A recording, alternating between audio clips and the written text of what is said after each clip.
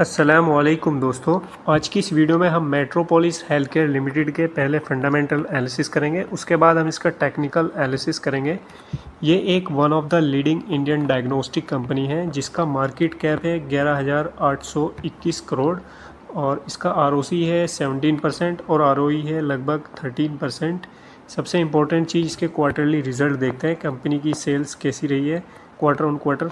अगर हम पिछले क्वार्टर की बात करें 406 करोड़ और इस क्वार्टर में आई है 425 करोड़, यानी क्वार्टर ऑन क्वार्टर सेल्स भी इंक्रीज़ हुई है, ये भी एक पॉजिटिव साइन है। अब इसका नेट प्रॉफिट देखते हैं। पिछले क्वार्टर में था 42 करोड़ और इस बार है 51 करोड़, यानी quarter on quarter net profit भी बढ़ा है। अब हम इसकी बैलेंस शीट देखते हैं कि कंपनी के पास कैश रिजर्व कितना है और कंपनी के पास लोन्स कितने हैं। कैश रिज़र्व की बात करें तो कंपनी के पास 1472 करोड़ कैश रिज़र्व है और बोरोइंग्स यानी लोन्स, कंपनी के पास जो कर्ज है वो 232 करोड़ है, यानी कंपनी के पास कैश ज़्यादा है, यानी ये भी एक पॉजिटिव साइन है। अब इसका हम शेयर होल्डिंग पैटर्न्स देखते हैं। शेयर होल्डिंग पैटर्न्स की बात करें अगर कंपनी की, प्रमोटर्स के पास है लगभग 49% और एफआईज़ के पास है लगभग 10% और डीआईज़ के पास है लगभग 36% और पब्लिक के पास केवल 5%, ये भी एक पॉजिटिव साइन है।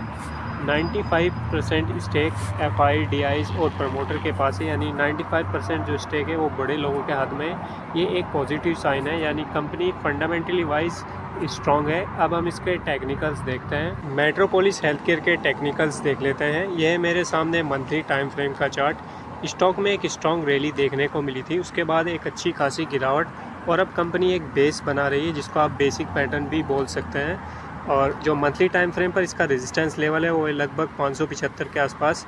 फर्स्ट रेजिस्टेंस, सेकंड रेजिस्टेंस और थर्ड रेजिस्टेंस। थर्ड रेजिस्टेंस पर कंपनी ने इसको ब्रेक भी किया था 575 का लेवल और इसने हाई लगाया था 600 का। ये गैप अप ओपनिंग हुई थी न्यूज़ के कारण।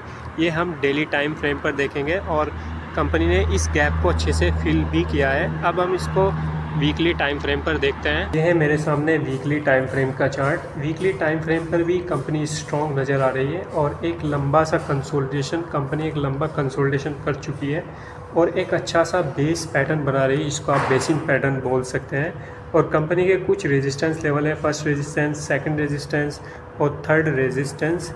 कंपनी जैसे ही इन रेजिस्टेंस को ब्रेक करती है, यहाँ पर ये रेजिस्टेंस न्यू रेजिस्टेंस है जो 600 का है। अगर 600 के ऊपर कंपनी सस्टेन करती है तभी आप एंट्री का प्लान बना सकते हैं। अब हम इसको डेली टाइम फ्रेम पर देखते हैं। ये है मेरे सामने डेली टाइम फ्रेम का चार्ट।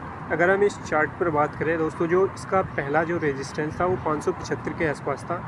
ये फर्स्ट रेजिस्टेंस, ये सेकेंड रेजिस्टेंस और ये थर्ड रेजिस्टेंस में कंपनी ने ब्रेक भी किया था लेकिन ये सस्टेन नहीं कर पाई।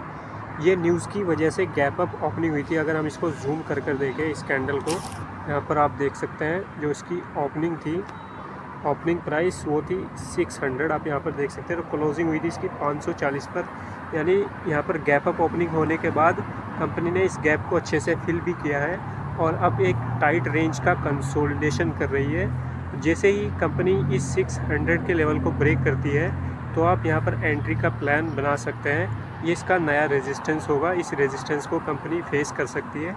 और आपको नीचे में अगर कंपनी यहाँ पर इस लेवल को तोड़ती है, इस ट्रेंड लाइन को, ये लगभग 514 के आसपास इसका ये लेवल है। अगर इसको ब्रेक करती है तो ये फिर टेक्निकली वीक हो जाएगी, यानी इसी को अपना एसएल आप मान सकते हैं।